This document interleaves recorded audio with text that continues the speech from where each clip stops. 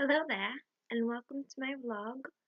This is based upon a life of a woman who was raised abused as a baby, young girl, child, wife, teenager, independent woman, all faced abuse and controversy throughout her life, and I have plenty to be said and plenty of answers that I can answer to you if you have questions to ask, so feel free to ask anything in the comments.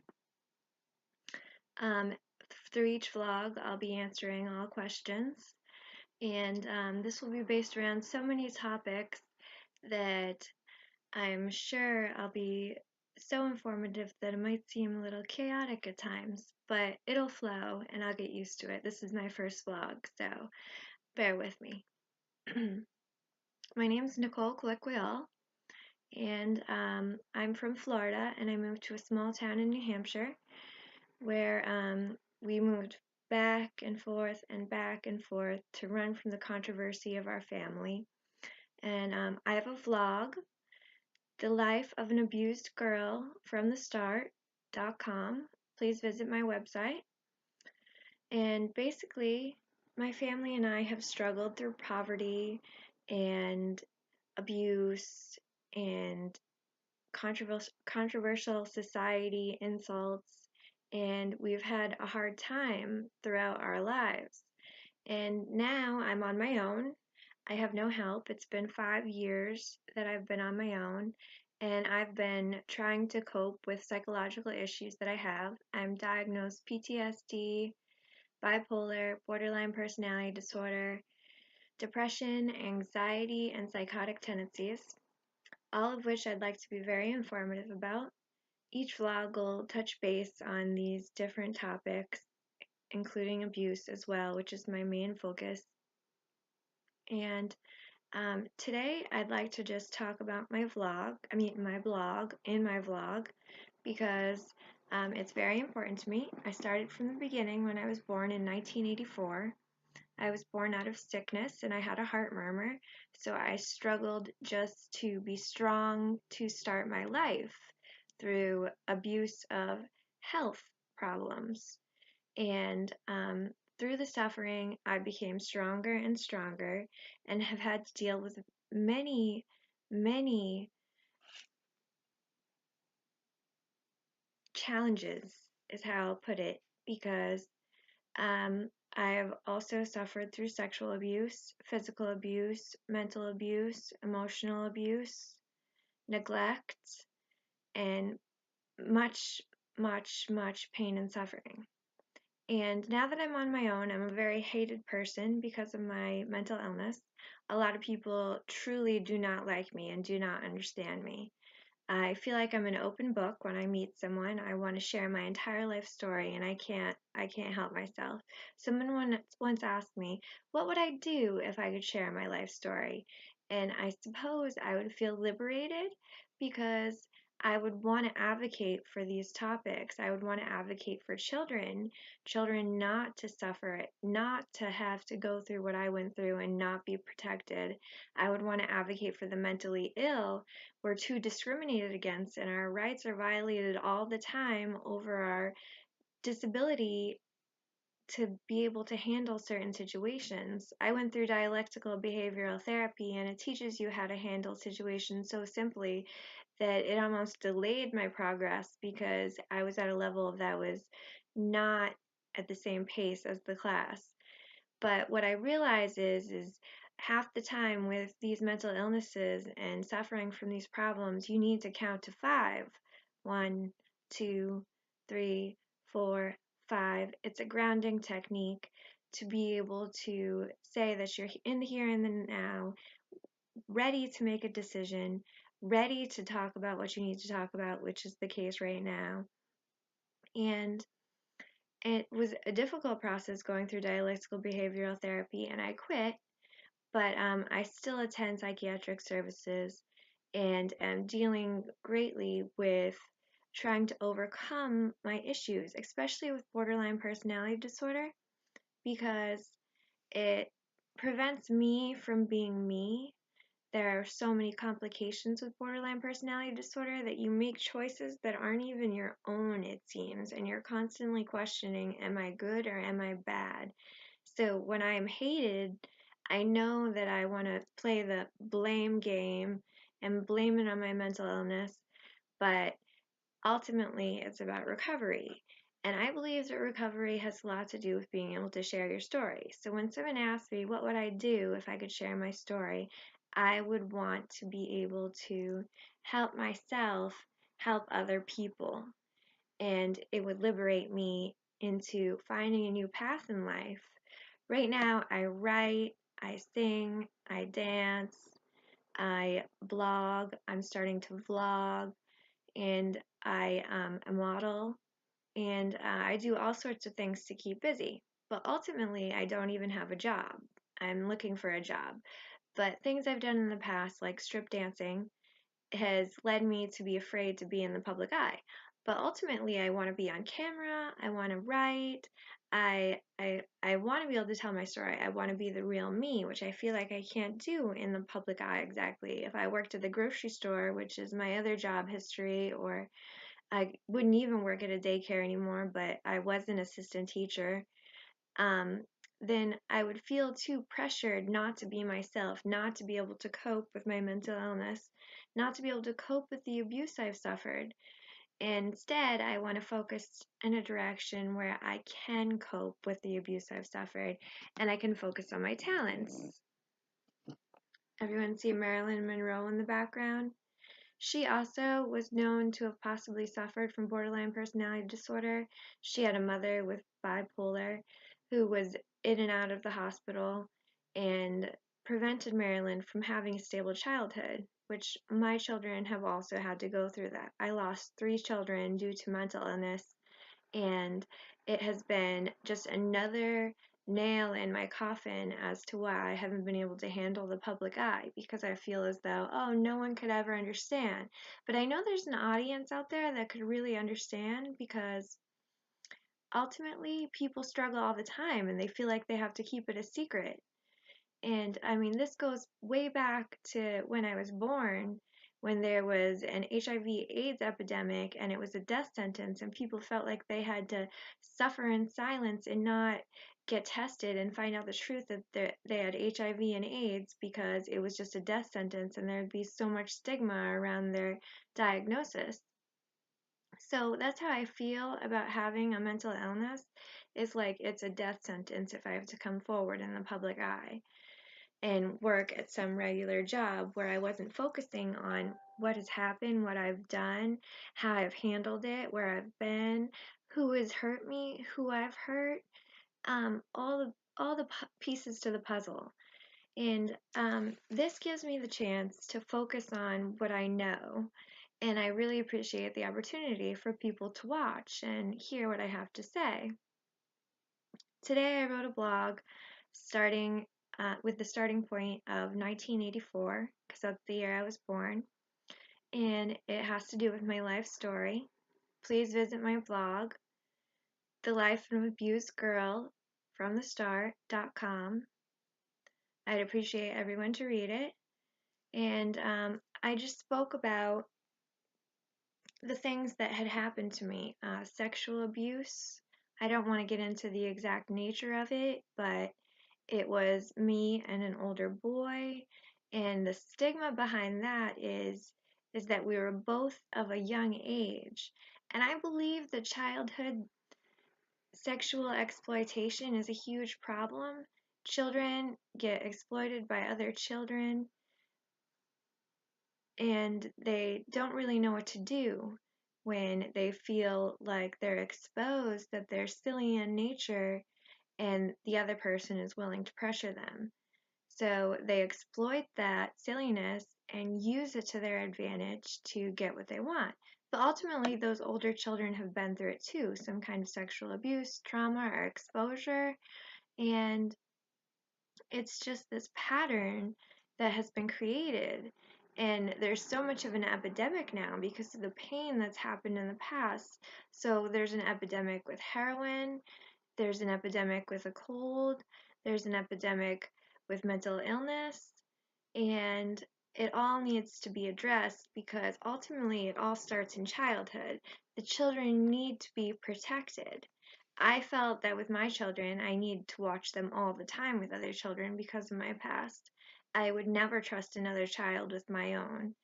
And I would not want to see my children go down the same path as I did because I was sexualized so young.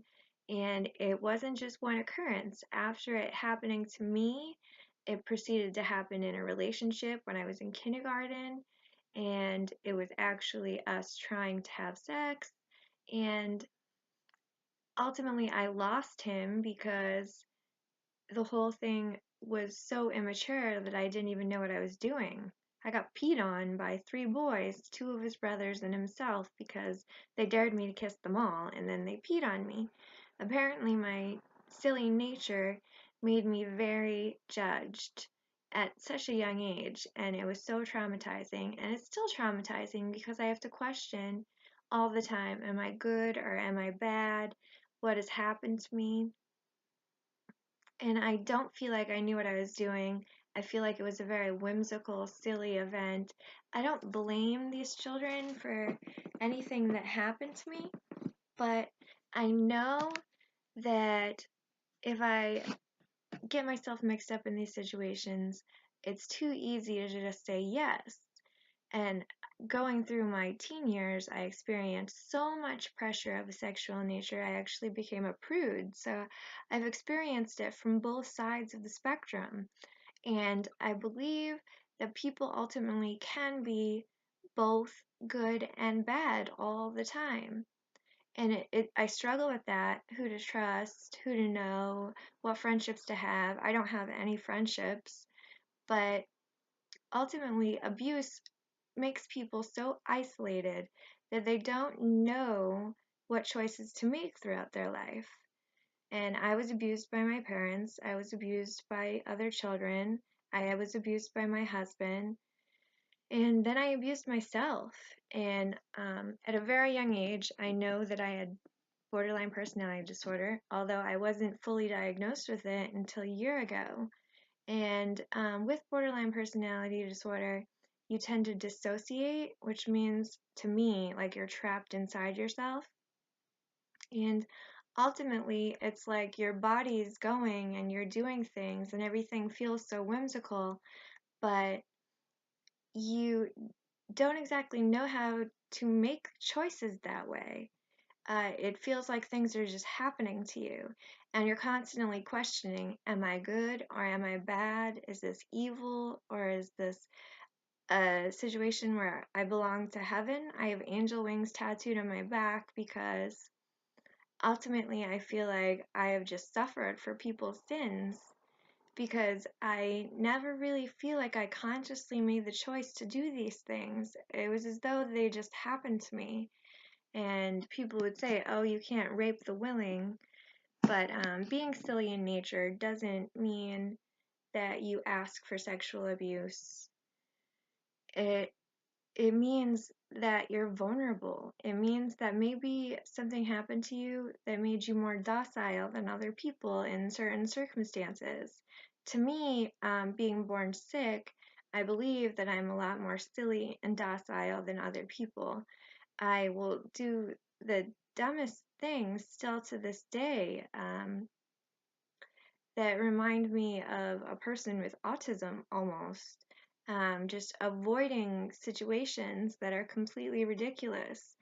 I know I have social anxiety as well, though I'm not specifically diagnosed with it, but I'll avoid people at all times if they make me uncomfortable. And people are constantly judging me about it, and I ultimately can't seem to do anything about it. I suffer all the time. And I know that people suffer and they're still going forward with their lives while I'm sitting behind a computer trying to figure out how to relate what has happened to me to my life and what I could do with that in the future, how I could advocate for people with mental illness, how I could advocate for abuse, for people who have suffered with abuse. but I'm not the best talker. As you know, I struggle with social anxiety, so my talking, I get a little nervous. So I want to get used to this vlog thing, and I kind of want to just do my thing. I'm also a psychic, and I do tarot card readings, and I believe in many different religions. I've been exposed to Christianity, Catholicism. I've studied Buddhism. Um, I believe in spirituality. I'm not agnostic. I know that there's a higher power, and I believe everything is relative. I know that there are spirits in this earth, and they are put here to make people fall into certain categories and focus in a way that benefits them. And I definitely believe in the power of social circles. So I believe in churches because when you're socially exposed to people with close connections like you would in a society of worship, it releases chemicals in your brain that help you clear your mind, be a happier person, be a more focused person. People need close social connections. I don't have those. I'm still looking for my own community. I started a community called Abuse Victims Anonymous on my Google Plus, and I hope that you'll all join Abuse Victims Anonymous on my Google Plus, because I feel as though I need to find people that I can relate to, people who suffer. I suffer from so many mental illnesses, so much abuse, that it's hard to find people to relate to because it's so intense. But ultimately, everybody should have their place in society, and I'm still looking for mine. Now, as a psychic, I decided I wanted to do a tarot card reading for you all. And now some people don't believe in tarot card readings, so if that goes against your religion, I understand why you'll stop viewing at this point. But I'm pretty good at it. And ultimately, I want to ask the question about society, because I feel like after the heroin epidemic has been going on so long, and after we've gone through so many other epidemics, that society is in a place where we're questioning what's going to happen next, what's going on now, what's the confusion all about, what do we have to be scared of, what do we have to be focused on, what do we need to be grateful for. And there's all this positive energy, about health and fitness and being positive, getting rid of the negative energy in your life, etc., etc. And I believe that's a good focus. But ultimately, I like to know what's gone on in the past, present, and the future. So I was thinking I would do a 3-card spread, past, present, and future, about where society stands, where we're headed, where we're at, how we're doing, what we should focus on, what we are focusing on. Ultimately, even what is the president doing about the epidemic? What is the president doing to make sure that society is heading in a positive direction that isn't based upon chaos and confusion? So my question is how is our society going to handle life in the future? I'd like an example from the past of how we've already handled it. I'd like an example of the present, how we are handling it, and I'd like an example in the future about how we will handle it. I have my candles lit to connect with the spirits.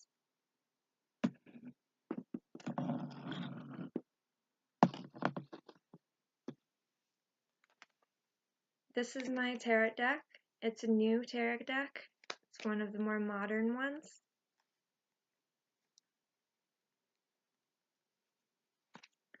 Now, ultimately, I read each card myself, and I give my own prediction, and then I look it up in the book to find out the story and the accurate definition of each card. That's how it's done.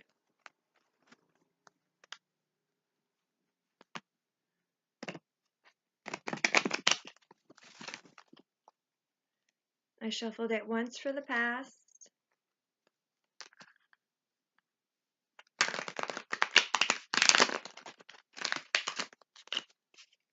twice for the future, for the present,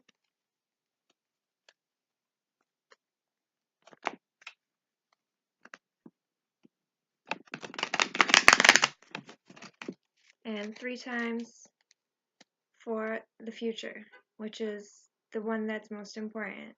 What's our society going to do about handling the chaos and confusion? How are we going to handle it? What's going to happen? Tarot cards can't say exactly what's going to happen, but it can give us a basis of how well we'll be doing, what we'll be doing, as far as any kind of sign as to who can handle it, what will handle it, the powers that be, etc., on a spiritual level.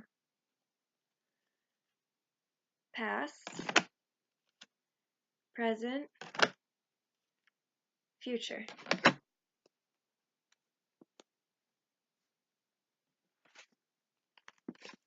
I got a reversed card. It's Pentacles. As you can see, there is a skeleton and what looks to be a member of the court. All these cards are like medieval times, back when there was a court of kings and queens and all that. And it looks like a member of the court is holding the pentacles. And it's a 4 of pentacles, and there's a dancer behind the 4 of pentacles. She's showing her breasts, and there's a clock on her chest. Now this means something to me because everywhere I go there's signs saying that time is of the essence, I guess is how I would take it. I don't know. People refer to their watches all the time and just tell me it's about time. I was a dancer, an exotic dancer, and the time is hanging from her mouth. So I think it's important that I'm doing this reading because it has something to do with the time that I'm awaiting. Hopefully my fate is not bad, and but the king is looking away holding the money. And it's a reverse card, and when a card is reversed, it represents confusion. So it means that this member of the court is confused about the amount of money he's holding, or it could be just fortune, the amount of fortune that he's holding, and looking away from the dancer showing her breasts. Now this is the past. So the 4 of Pentacles,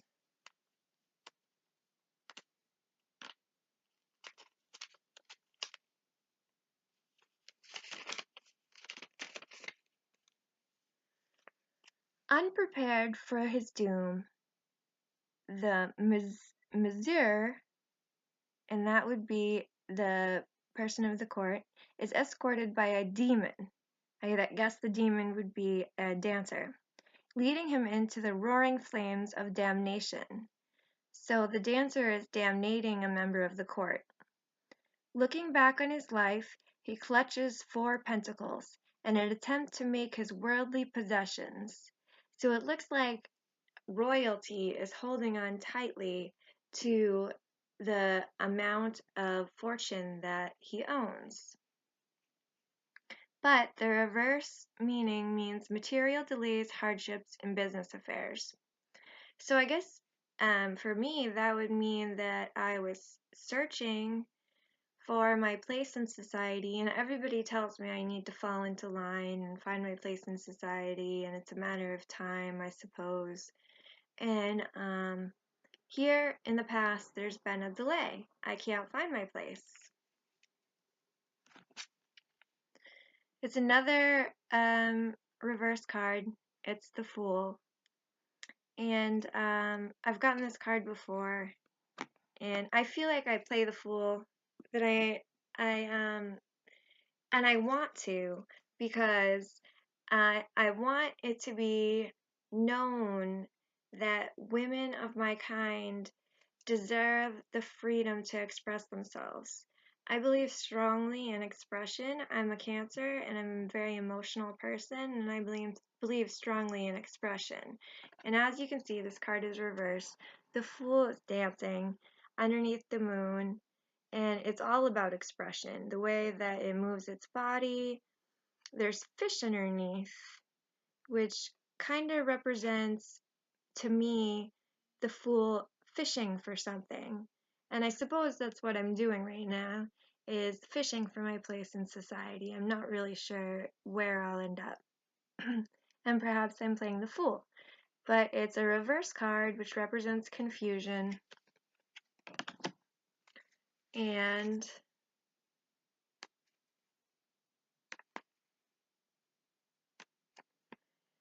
unaware of his surroundings, which is me, I'm a very naive person, the fool begins his journey by wandering into the canal. He has no experience with life, therefore he has no fear of it. And it's true. I make irrational decisions just on a whim. It's my borderline personality disorder. And I'm not really sure what I'm jumping into. I just always know that I want to try to accomplish something when rarely am I accomplishing anything. So it's failure to seize the moment, unsure actions, uncertainty, which is not true because I seize the moment quite often. But I am very uncertain as to what direction I'm heading. My blog means a lot to me, my modeling means a lot to me, my dancing means a lot to me, my writing means a lot to me. But I kind of bounce around from one thing to another because I really can't find my focus.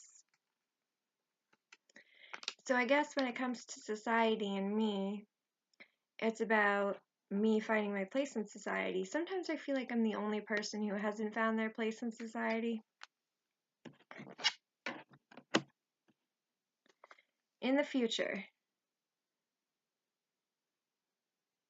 there's an 8 of swords. Swords represent strife. So the naked female is about to fall out a window over 8 swords of strife under the moon. Now this represents me taking some kind of fall. And I had a tarot card reading in the past that I would have some kind of a failure, that I would overcome it and then find my place in society. But an 8 of swords,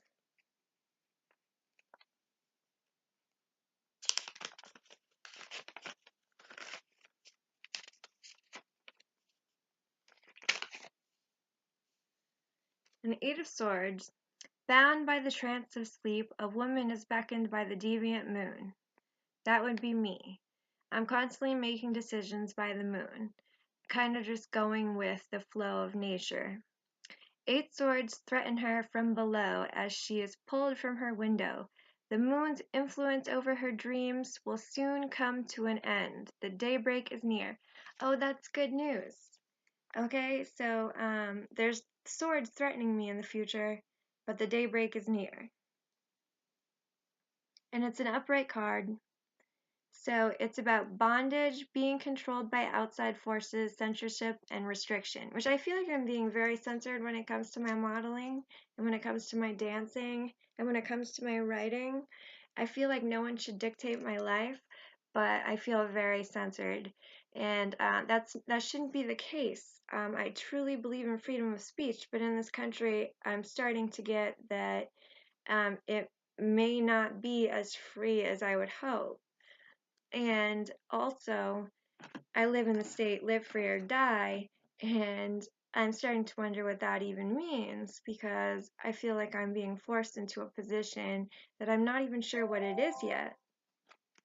But I really want to find my place in society. I want to stop letting borderline personality control me. I want to stop letting mania control me, depression control me, anxiety control me, and I want to know what to do with my life. And I really feel like that's advocating for people with abuse problems, children, women, men who have struggled with those sorts of things as well, even though it's not as common. And I believe in the power of hope, and I hope that there can be some kind of freeing element in this world for people who have been so censored. Because in the past, people have been so uncensored that it's led to total chaos, but now if people are completely censored, are we just keeping secrets as though we did in the past? You know, back when it was the HIV and AIDS epidemic, people were afraid to come forward and tons of secrets were kept. I believe that's what led to my sexual abuse. The children were not aware of what their parents were going through, what kind of influences were in the home, and ultimately it led to sickness and it led to my mental illness. I'm I have psychotic tendencies because I've been through so much that I feel like I need to gain my power all the time over people to the point where I would just flip out. But that can't be the case. That can't be how people handle things. But yeah, this is my first vlog, and I hope you enjoyed it. I hope I didn't stumble too much over my words because I'm nervous. And this is an Ask All vlog, so I hope that you guys ask any questions that you have. I'm willing to answer any questions or do a tarot card reading about anything. And I really hope that you enjoyed it, and I'll be back. Thank you so much. Have a great night. Much love.